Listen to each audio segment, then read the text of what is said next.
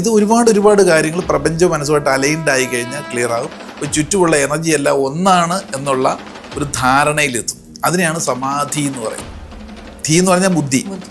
അപ്പം സമബുദ്ധി. നമ്മൾ സാധാരണ സമാധി എന്ന് കേട്ടിരിക്കുന്നത് എന്താ?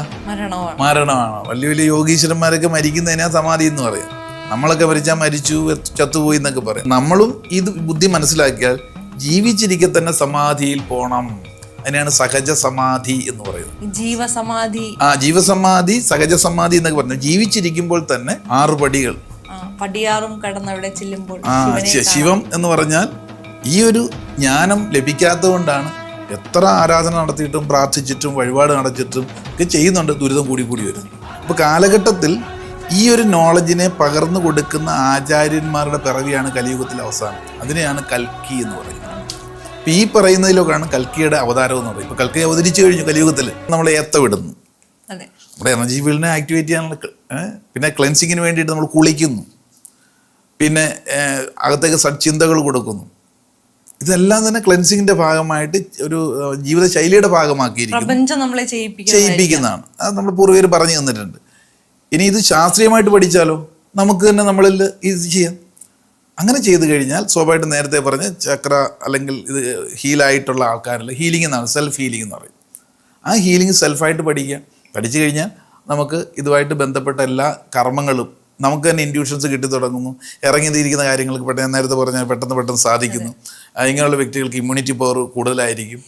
ഇത് ഒരുപാട് കാര്യങ്ങൾ പ്രപഞ്ച മനസ്സുമായിട്ട് അലൈൻഡ് ആയി കഴിഞ്ഞാൽ ക്ലിയർ ആകും. അപ്പോൾ ചുറ്റുമുള്ള എനർജി എല്ലാം ഒന്നാണ് എന്നുള്ള ഒരു ധാരണയിലെത്തും. അതിനെയാണ് സമാധി എന്ന് പറയുന്നത്. ധീ എന്ന് പറഞ്ഞാൽ ബുദ്ധി. അപ്പം സമബുദ്ധി. നമ്മൾ സാധാരണ സമാധി എന്ന് കേട്ടിരിക്കുന്നത് എന്താ? മരണമാണ്. വലിയ വലിയ യോഗീശ്വരന്മാരൊക്കെ മരിക്കുന്നതിനാ സമാധി എന്ന് പറയും. നമ്മളൊക്കെ മരിച്ചാൽ മരിച്ചു, ചത്തുപോയി എന്നൊക്കെ പറയും. അതിന് കാരണം അവർ ഒരുപാട് അറിവുകൾ, പ്രപഞ്ച അറിവുകളുമായിട്ട് അലൈൻഡാണ്. അതിലൊക്കെ ഒരുപാട് കാലത്തിന് ശേഷമായിരിക്കും മനസ്സിലാക്കിയത്. അപ്പോൾ അവരുടെ ജീവശരീരം വിടുമ്പം അവർ സമാധിയായി എന്ന് പറഞ്ഞു, സമബുദ്ധിയിലേക്ക് ലയിച്ചു. അപ്പം നമ്മളും ഇത് ബുദ്ധി മനസ്സിലാക്കിയാൽ ജീവിച്ചിരിക്കെ തന്നെ സമാധിയിൽ പോകണം. അതിനാണ് സഹജ സമാധി എന്ന് പറയുന്നത്. ജീവസമാധി, സഹജ സമാധി എന്നൊക്കെ പറഞ്ഞു. ജീവിച്ചിരിക്കുമ്പോൾ തന്നെ സമബുദ്ധിയിൽ നമുക്ക് ചുറ്റുമുള്ള ഊർജ്ജമാണെന്നും ഓരോ ജീവജാലങ്ങളിലും അടങ്ങിയുന്ന ഊർജ്ജമാണെന്നും ഊർജ്ജത്തെ നമുക്ക് മുറിക്കാൻ പറ്റില്ല എന്നും സച്ചിന്തകളിലൂടെയുള്ള ഊർജ്ജം കൊടുത്താൽ ആയിട്ടുള്ള എല്ലാം നമ്മളിലേക്ക് തിരികെ എത്തുമെന്നുള്ള ഒരു തിരിച്ചറിവ്, ഉണർവ്. അപ്പോൾ നമ്മളെ ആരെങ്കിലും വിഷമിപ്പിച്ചാലും സമാധിയിലുള്ള വ്യക്തികൾക്ക് വിഷമം തോന്നുന്നില്ല. കാരണം നമ്മൾ ഗുരുക്കന്മാരൊക്കെ നമ്മൾ കണ്ടു പ്രതികാരം, അതല്ലെങ്കിൽ ദേഷ്യം, ക്രോധം പോലെയുള്ള കാര്യങ്ങളൊന്നും ഇല്ലല്ലോ. ഇല്ല, ശമിക്കുന്നു. കാരണം ഇതാണെന്ന് അറിഞ്ഞു കഴിഞ്ഞാൽ എല്ലാം വണ്ണസ് എന്നുള്ള തലത്തിലേക്ക് നമ്മുടെ ബുദ്ധി ഉയർന്നാൽ അതാണ് സമാധി. അപ്പം സമാധിസ്ഥരായി ജീവിക്കുക എന്ന് പറയും. അത് മനുഷ്യന്മം കിട്ടുമ്പോൾ മാത്രമേ പറ്റുള്ളൂ. പക്ഷേ ഇത് മനുഷ്യന്മം കിട്ടിയിട്ടും ആൾക്കാർക്ക് എന്താ മനസ്സിലാകാത്തത്? അതിന് ബൈബിളിലൊരു കോട്ടുണ്ട്, നിയോഗിക്കപ്പെട്ടവർ അനവധി എന്ന് പറഞ്ഞാൽ മനുഷ്യന്മം കിട്ടിയവരെല്ലാം നിയോഗിക്കപ്പെട്ടവരാണ്. പക്ഷേ തെരഞ്ഞെടുക്കപ്പെട്ടവർ ചുരുക്കം, ലിമിറ്റഡ് എഡിഷൻ ചുരുക്കുക. കാരണം ഈ ഒരു രഹസ്യം മനസ്സിലാക്കിയിട്ടുള്ളവർ വളരെ ചുരുക്കം. ഇത് ഭഗവത്ഗീതയിലും അത് തന്നെയാണ് പറയുന്നത്, നാരായണീയത്തിലും അത് തന്നെയാണ് പറയുന്നത്. അസ്പഷ്ടം ദൃഷ്ടമാത്രേ, അസ്പഷ്ടമായിട്ടുള്ളതിനെ, ഇൻവിസിബിൾ ആയിട്ടുള്ള ദൃഷ്ടമാത്രേ, ഉൾക്കണ്ണുകൊണ്ട് കാണാൻ കഴിവുള്ള പുരുഷാർത്ഥം മനുഷ്യന്മം കിട്ടിയ നീ, ആ ബ്രഹ്മതത്വം അറിവ് ഗ്രഹിക്കാൻ കഴിവുള്ള നീ, ഹന്തഭാഗ്യം ജനാന, ഇത്രയും ഭാഗ്യം പിന്നെ എന്ത് വേണം? പക്ഷെ ഇത് ആണെങ്കിലും ശ്രദ്ധയിൽപ്പെടാൻ പോലും, ഒരുപക്ഷെ നമ്മൾ ഈ പറഞ്ഞുകൊണ്ടിരിക്കുന്ന ഇന്റർവ്യൂ പോലും ശ്രദ്ധയിൽപ്പെടുന്നവർ പോലും ഈ കാറ്റഗറി പെട്ടവരാ, തെരഞ്ഞെടുക്കപ്പെട്ടവരായി മാറിക്കൊണ്ടിരിക്കുക. മനസ്സിലാക്കി ജീവിതത്തിൽ മാറ്റങ്ങൾ വരിക. ചിലതൊരു ഫ്രാക്ഷൻ ഓഫ് സെക്കൻഡ് മതി ഈ ഒരു സിഗ്നൽ കിട്ടിയ പിന്നെ തൊട്ട് അവർ ചിന്തിച്ചു തുടങ്ങും. ചിലപ്പോൾ ഒരു ബുക്കിൽ നിന്നായിരിക്കും. അപ്പോൾ പടിപടിയായിട്ടാണ് നമ്മൾ ഈ ഒരു പ്രപഞ്ച രഹസ്യത്തെ മനസ്സിലാക്കാനായിട്ട് ഓരോരോ സ്റ്റെപ്പുണ്ട്. 6 പടികൾ. ശിവം എന്ന് പറഞ്ഞാൽ എല്ലാം ശിവമയം എന്ന് പറഞ്ഞാൽ ഊർജത്തിന് പറയുന്ന പേരായിരുന്നു ശിവം, എനർജി. ഇപ്പോഴാണല്ലേ എനർജി എന്നും ഊർജമെന്നും ഒക്കെ പറഞ്ഞത്. അതിനു മുമ്പ് എല്ലാം ശിവം നമ്മുടെ ശരീരത്തിലുണ്ടല്ലോ, എല്ലാ ജീവജാലങ്ങളും. ആ ശിവം ശരീരത്തിൽ നിന്ന് നഷ്ടപ്പെട്ടാൽ ശവമായി മാറുന്നു, അപ്പം ജഡമായി മാറുന്നു. അപ്പം ഒരു വ്യക്തി ശിവമയത്തിലാണ് എന്ന് പറയാൻ കാരണം പ്രപഞ്ചമായിട്ട് കണക്റ്റഡാണ്. ശിവനെ കാണാൻ പറ്റാത്തത് കാരണം മനുഷ്യന് മനസ്സിലാക്കാൻ ഒരു ഒബ്ജക്റ്റ് ബേസിലുള്ള ചിത്രങ്ങളിലൂടെയും സംഭവം. ഇപ്പം ശിവലിംഗം എന്ന് പറയുമ്പം പലരും പല ഇൻ്റർപ്രിട്ടേഷനാണ് പറയുന്നത്. അതിന് ആകാരമില്ല, അതുകൊണ്ടാണ് ഒരു കാഴ്ചപ്പാടാണ്, അതിനൊരു ഫോക്കസ് ചെയ്യാൻ വേണ്ടിയിട്ടുള്ളതാണ്. അതാണ് ശിവലിംഗത്തിൻ്റെ കൺസെപ്റ്റ് എന്ന് പറയുന്നത്. അപ്പം ശിവം എല്ലാത്തിലും അടങ്ങിയിരിക്കുന്ന ഊർജ്ജ സ്രോതസ്, സർവ്വചരാചരങ്ങളിലും വൃക്ഷലതാദികളിലും പക്ഷിമൃഗാദികളിലും അടങ്ങിയിരിക്കുന്ന ഊർജ്ജ പ്രവാഹത്തെയാണ്, അതുമാണ് ശിവശക്തി എന്ന് പറയുന്നത്. ഈ ഭഗവാന്മാരുടെ കൂടെ ഏറ്റവും കൂടുതൽ ശക്തി സ്വരൂപൻ ശിവനാണ്. ശിവനാണല്ലേ തൃക്കണ്ണ്, മൂന്നാം കണ്ണ്, അത് ജ്ഞാനദൃഷ്ടി എന്നുള്ളതാണ്. അത് മനുഷ്യനും കൊടുത്തിട്ടില്ലേ? അപ്പോൾ ഗോഡ് ഈസ് വിതിൻ യു, നിന്റെ ഉള്ളിൽ ശിവൻ കുടികൊള്ളുന്നു എന്ന് പറയാൻ കാരണം നിന്റെ ഈ മനുഷ്യന്മം കിട്ടുമ്പോൾ മാത്രമേ തേർഡ് ഐ കൊണ്ട് ചുറ്റുമുള്ള വസ്തുതകളെ മനസ്സിലാക്കി സമാധിസ്ഥരായിട്ട് ജീവിക്കാൻ പറ്റുള്ളൂ. അപ്പോൾ അതിന് ശിവനെ അങ്ങ് ആരാധിച്ചു, ആ ഒരു കൺസെപ്റ്റ് ഒബ്ജക്റ്റായി വെച്ചുകൊണ്ട്. ഇനി മറ്റൊന്നും അറിവില്ലേലും പരമമായ നമശിവായ നമശിവായ മാത്രം ജപിച്ചുകൊണ്ടും ആൾക്കാർ ഊർജ്ജം നേടുന്നു. കാരണം ആ ശക്തി എന്ന് തന്നെ ആവർത്തിക്കുമ്പോൾ ആ ശക്തി നമ്മളിൽ വരുന്നു. അപ്പോൾ ഇതാണ് അടിസ്ഥാന തത്വം എന്ന് പറയുന്നത്. അപ്പം എല്ലാം സർവം ശിവമയം. ബുദ്ധി കൊണ്ട് ഇത് കാണണമെങ്കിൽ 6 പടികളിലൂടെ ബുദ്ധിയെ വളർത്തിക്കൊണ്ടുവരണം. ഈ 6 പടികൾ ഏതൊക്കെയാണ്? അതായത് ഒന്നാമത്തെ പടി എന്ന് പറയുന്നത് ജിജ്ഞാസ തന്നെയാണ്, ക്യൂരിയോസിറ്റി എന്ന് പറയും. ഇതെന്താണ്, കാണാൻ പറ്റാതെ അറിയാനുള്ള ജിജ്ഞാസ ഒരുവനിൽ ഉളവാണ്. അവിടെ തൊട്ട് അവൻ ഉയരാൻ തുടങ്ങുകയാണ്. മിക്കവാറും സ്പിരിച്വൽ പാത്തിലേക്ക് വന്നവർക്ക് ഈ ജിജ്ഞാസ വരും. അവർ മറ്റുള്ളവരിലും കുറച്ചൊരു വേറിട്ട് ആയിരിക്കും പെരുമാറുന്നത്.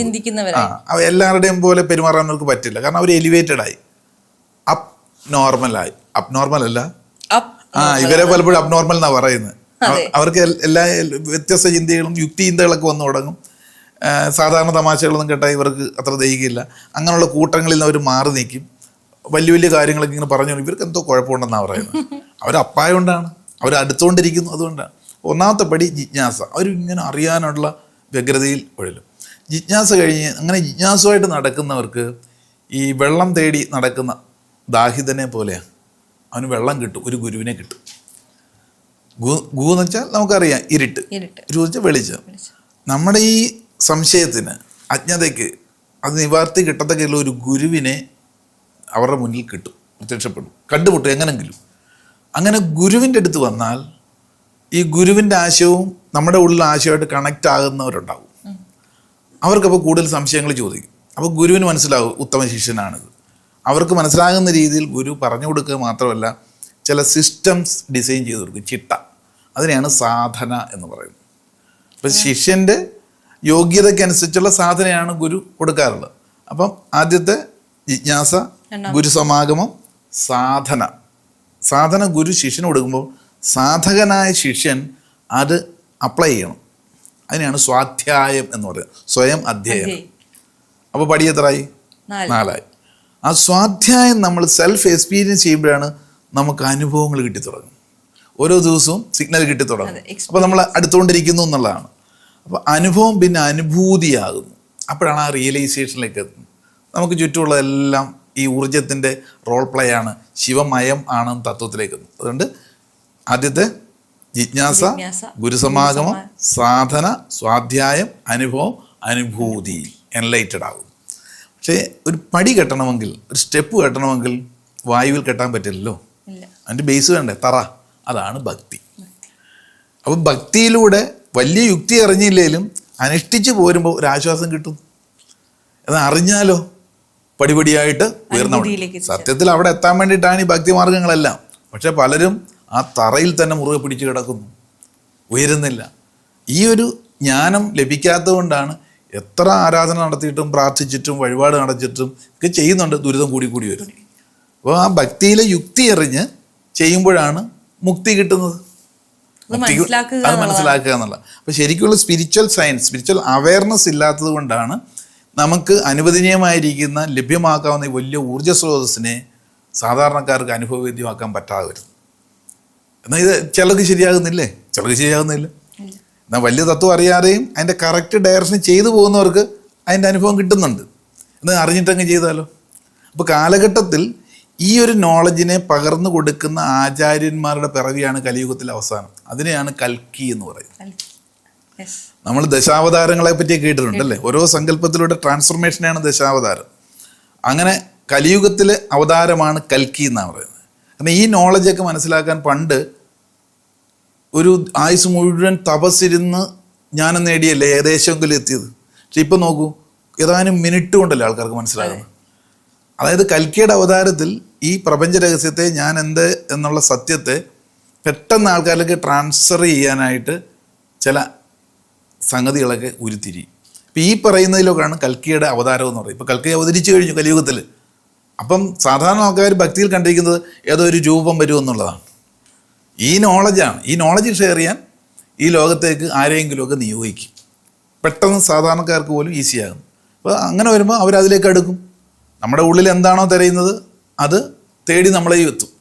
ആക്ച്വലി എനിക്ക് തോന്നുന്നത് ഇത് എന്തുകൊണ്ടാണ് നമ്മൾ മലയാളികൾക്കൊന്നും അംഗീകരിക്കാൻ പറ്റാത്തത് പറഞ്ഞാൽ ഇപ്പോൾ കൽക്കി എന്ന് പറയുമ്പോൾ നമുക്ക് ഇൻസ്റ്റാഗ്രാമിലൊക്കെ നോക്കിക്കഴിഞ്ഞാൽ ഒരുപാട് സംഭവം വന്ന് നോക്കി ഞാനാണ് കൽക്കി എന്ന് പറഞ്ഞിട്ട് ഒരമ്മൂമ്മയോ അല്ലെങ്കിൽ അപ്പൂപ്പനോ അല്ലെങ്കിൽ ആരെങ്കിലും വന്നിരുന്ന് കഴിഞ്ഞ വട്ടം ഞാനൊരു വീഡിയോ കണ്ടു. ഞാനാണ് പത്മനാഭസ്വാമി എന്ന് പറഞ്ഞിട്ട് ഒരാൾ വിഷ്ണുവിനെ കാണാൻ ഞാൻ 2 വട്ടം പോയി. ആദ്യത്തെ വട്ടം ട്രെയിനിലും 2ാമത്തെ വട്ടം ബസ്സിലും പോയി. അങ്ങനെയൊക്കെ സംസാരിക്കുന്ന ഒരുപാട് പേര് നമുക്ക് ചുറ്റുമുണ്ട്. അവരെ കളിയാക്കുകയല്ല, പക്ഷെ അത്തരത്തിലുള്ള ആളുകൾ നമുക്ക് ലോജിക്കലി കണക്റ്റ് ആവാത്ത കാര്യങ്ങൾ പറയുമ്പോൾ ഇത്തരത്തിലുള്ള കാര്യങ്ങൾ നമുക്ക് വിശ്വസിക്കുന്നതിൽ നിന്ന് ദൂരയിലേക്ക് പോവുകയാണെന്ന് തോന്നാറുണ്ട്. അതെ അതെ അതെ. കാരണം വെച്ചാൽ ഇതിനകത്ത് ചില ഞാൻ നേരത്തെ പറഞ്ഞില്ലേ, പലപ്പോഴും വലിയ വലിയ ആൾക്കാർ ആദ്യം കാണിച്ചിരുന്ന അവരുടെ പ്രകടനങ്ങൾ പലതും അവരൊരു ഹാലൂസിനേഷൻ സ്റ്റേജിലായിരുന്നു. അത് എല്ലാ ഹാലൂസിനേഷൻ ആണോ എന്ന് ചോദിച്ചാൽ അതല്ലാതാനും. അങ്ങനെ വെറും ഹാലൂസിനേഷൻ തള്ളിക്കളയാനും പറ്റില്ല. അതാണ് ഇവിടെ യുക്തിക്ക് പലപ്പോഴും നിരക്കാത്ത കാര്യങ്ങളും പോലും ശരിയായി സംഭവിക്കുന്നുണ്ടെന്ന് റയറായിട്ട്. പക്ഷെ അതിനെയാണ് പലരും ചൂഷണം ചെയ്യുന്നത്. സ്വയം ഏറ്റെടുക്കും. ഞാൻ ഭയങ്കര എന്നിൽ ഒരു ശക്തിയുണ്ട്, അതിലെന്തെങ്കിലുമൊക്കെ അനുഭവങ്ങൾ അതിൽ നല്ലായിരിക്കും കിട്ടുക, അവരുടെ ചിന്തയിലൂടെയാണ് കിട്ടുന്നത്. അപ്പോൾ ഇവരാണെന്ന് തെറ്റിദ്ധരിച്ചുകൊണ്ട് ഇവരിലേക്ക് ആൾക്കാരെത്തുന്നു. അതാണ് സംഭവിച്ചുകൊണ്ടിരിക്കുന്നത്. അപ്പോൾ കൽക്കി അവതരിക്കുമ്പോൾ പറയുന്ന ഇതാണ്, നീ കുറച്ച് സമയം കൊണ്ട് ഇത് തന്നെ ഭഗവാൻ കൃഷ്ണൻ പണ്ടും പറഞ്ഞതാണ്, ഉദരാത്മനാത്മാനം, അവനവനെ ഉദ്ധരിക്കുക കലിയുഗത്തിൽ. അതിനുവേണ്ടി പുറത്തെങ്ങും അല്ല, നീ നിൻ്റെ ഉള്ളിലുള്ള ശക്തിയെ, ആ പവറിനെ തിരിച്ചറിയൂ, അതിനെ ഉദ്ധരിക്കൂ, ക്ലെൻസ് ചെയ്യൂ, എന്നിട്ട് നിൻ്റെ ആവശ്യങ്ങൾക്കായിട്ട് ഉപയോഗിക്കൂ. അത് പറഞ്ഞു തരാനായിട്ട്, സിമ്പിളായിട്ട് പറഞ്ഞു തരാൻ അവതരിക്കുന്നവരാണ് കൽക്കിയുടെ അവതാരങ്ങൾ. ശരിക്കും പറഞ്ഞാൽ നമ്മുടെ ഗുരുക്കന്മാരൊക്കെ അവതാരങ്ങളിൽ പെടുന്നവരാണെന്ന്. ഗുരുക്കന്മാരും സദ്ഗുരുക്കന്മാരും ഉണ്ട്. ഗുരുക്കന്മാരെന്ന് പറയുമ്പം അറിവുകൾ ഷെയർ ഏതറിവും ഷെയർ ചെയ്യുന്നവരെല്ലാം ഗുരുക്കന്മാരാണ്. സദ്ഗുരുക്കന്മാരെന്ന് പറഞ്ഞു കഴിഞ്ഞാൽ ദൈവത്തിൻ്റെ പ്രസൻസിനെ പരിചയപ്പെടുത്തുന്നവരാണ്. അവരുടെ അനുഭവത്തിൽ നിന്നും സ്വന്തം ജീവിതത്തിൽ അപ്ലൈ ചെയ്ത് ബോധ്യം വന്ന കാര്യങ്ങൾ ശിഷ്യർക്ക് പകർന്നു കൊടുക്കുന്നവരാണ് സദ്ഗുരുക്കന്മാർ. ഇപ്പോൾ അറിവുകൾ ഷെയർ ചെയ്യുന്ന ഒരുപാട് പേരില്ലേ. ഇപ്പം നമ്മുടെ യൂട്യൂബ് ചാനൽ പറഞ്ഞു കഴിഞ്ഞാൽ എല്ലാ വിഷയങ്ങളെ പറ്റി അറിയില്ലെങ്കിലും പക്ഷെ അവര് അനുഭവത്തിലൂടെ പറയുന്നവർക്ക് തറപ്പിച്ച് ഉറപ്പിച്ചുമായിരിക്കും പറയുക. അവരെയാണ് സദ്ഗുരുക്കന്മാരെന്ന് പറയുന്നത്. അപ്പോൾ സദ്ഗുരുക്കന്മാരെ ഫോളോ ചെയ്യുന്നവർക്ക് മാത്രമേ ട്രാൻസ്ഫോർമേഷൻ ഉണ്ടാവുള്ളൂ. അല്ലെ നമ്മൾ അലഞ്ഞുകൊണ്ടിരിക്കും. ഒരിടത്തും അത് കേട്ടു ഇത് കേട്ടു. ഇപ്പം നോളജിൻ്റെ ഒരു വലിയൊരു പ്രഹേളിയ തന്നെയല്ലേ, അവിടെ പോയി അത് കേട്ട് ഇത് കേട്ട് എല്ലാം കൂടെ അവസാനം പട്ടുപിടിച്ചിരിക്കുക. ഇപ്പം എൻ്റെ അടുത്ത് തന്നെ കൺസൾട്ടേഷൻ വരുന്ന എത്രയോ ആൾക്കാർ ഈ മോട്ടിവേഷൻ കേട്ട് പ്രാന്തായെന്ന് പറയും. ഇങ്ങനെ ഒരുപാട് സ്ഥലത്ത് കൺഫ്യൂഷനാവും. അപ്പം നമുക്ക് ഒന്ന് ബോധ്യമായി കഴിഞ്ഞാൽ പിന്നെ അതേ മുറുകെ പിടിച്ച് നമ്മുടെ ജീവിതം വളരെ കുറച്ചേ ഉള്ളൂ എന്ന് മനസ്സിലാക്കി ആ തലത്തിൽ പോകാൻ സാധിക്കും. അപ്പം ഇതെല്ലാം തന്നെ കലിയുഗത്തിൽ സംഭവ്യമായ കാര്യങ്ങളാണ്. ഇത് പണ്ടേ പ്രവചിക്കപ്പെട്ട കാര്യങ്ങൾ തന്നെയാണ്. അതാണ്.